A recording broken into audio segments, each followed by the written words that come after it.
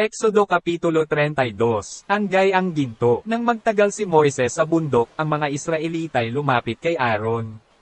Sinabi nila, ay gawa mo kami ng mga Diyos na manggaguna sa amin. Hindi namin alam kung ano na ang nangyari sa Moises na iyan na naglabas sa amin sa Ehipto. Kung gayon, tipunin ninyo ang mga hako na ginto ng inyong asawa at mga anak at dalhin sa akin, sagot ni Aaron. Ganoon nga ang kanilang ginawa. Kinuha ni Aaron ang mga hako at tinunaw, ibinuhos niya sa isang hulmahan at ginawang hugis ng gulya. Pagkayari, sinabi nila, Israel, narito ang Diyos mong naglabas sa iyo sa Ehipto. Nang ito'y makita ni Aaron, gumawa siya ng altar sa harap nito at sinabi sa mga tao, ipagpipista natin bukas si Yahweh. Kinabukasan, maaga silang bumangon at naghandog ng mga hayop at sinunog sa altar.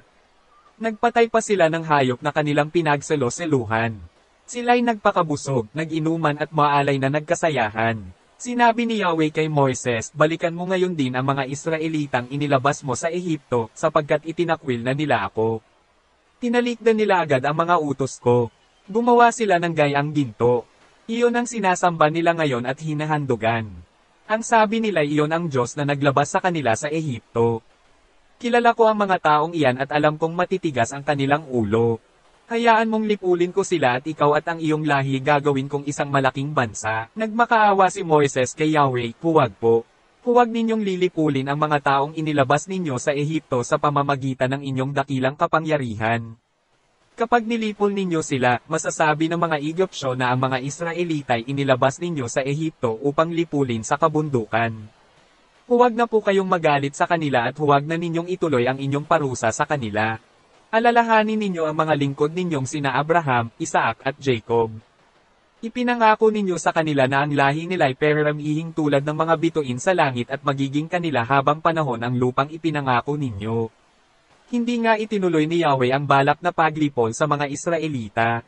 Pagkaraan noon, si Moises ay bumalik mula sa bundok dala ang 2 tapyas na batong kinasusulatan ng mga utos. Ang Diyos mismo ang gumawa ng 2 tapyas na bato at nag-ukit ng mga utos na nakasulat doon. Nang pabalik na sila, narinig ni Josue ang sigawan ng mga tao. Sinabi niya kay Moises, may ingay ng labanan sa kampo. Ang naririnig ko'y hindi sigaw ng tagumpay o ng pagkatalo, kundi awitan, sagot ni Moises.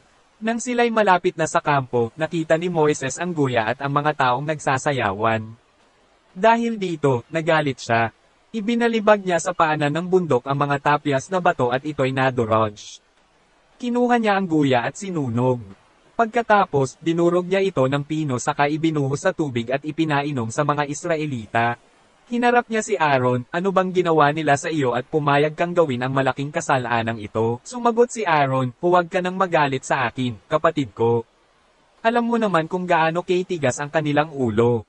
Ayaw nilang paawat sa paggawa ng kasamaang ito. Sinabi nila sa akin na ay gawa ko sila ng mga Diyos na manggaguna sa kanila sapagkat hindi raw nila alam kung ano na ang nangyari sa iyo. Kaya tinanong ko sila kung sino ang may ginto. Ibinigay naman nila sa akin ang mga alahas, tinunaw ko sa apoy at lumabas ang gayang iyon. Nakita ni Moises na nagkakagulo ang mga tao sapagkat sila'y pinabayaan ni Aaron na sumamba sa Diyos-Diyosan. At naging katawa-tawa sila sa paningin ng mga kaaway na nakapaligid. Kaya tumayo si Moises sa pintuan ng kampo at sumigaw, lumapit sa akin ang lahat ng nasa panig ni Yahweh. At lumapit sa kanya ang mga Levita. Sinabi niya sa kanila, ipinapasabi ni Yahweh, ng Diyos ng Israel, kunan ninyo ang inyong mga tibak, galugarin ninyo ang buong kampo at patayin ang lahat ng inyong makita, maging kapatid, kaibigan o sino man. Sinunod ng mga Levita ang utos ni Moises at may 3,000 katao ang napatay nila ng araw na iyon. Sinabi ni Moises, ngayon inilaan ninyo ang inyong mga sarili sa paglilingkod kay Yahweh dahil sa pagkapatay ninyo sa inyong mga anak at mga kapatid.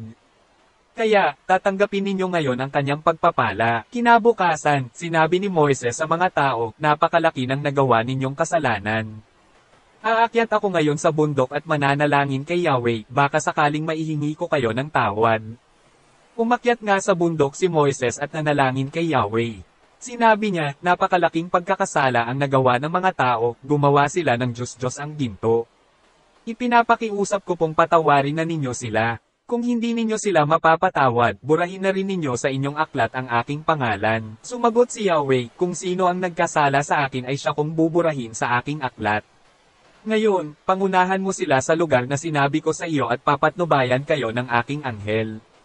Ngunit darating ang araw na paparusahan ko ang mga Israelita dahil sa kanilang mga kasalanan, at pinadalhan ni Yahweh ng sakit ang mga tao sapagkat pinagawa nila ng buya si Aaron.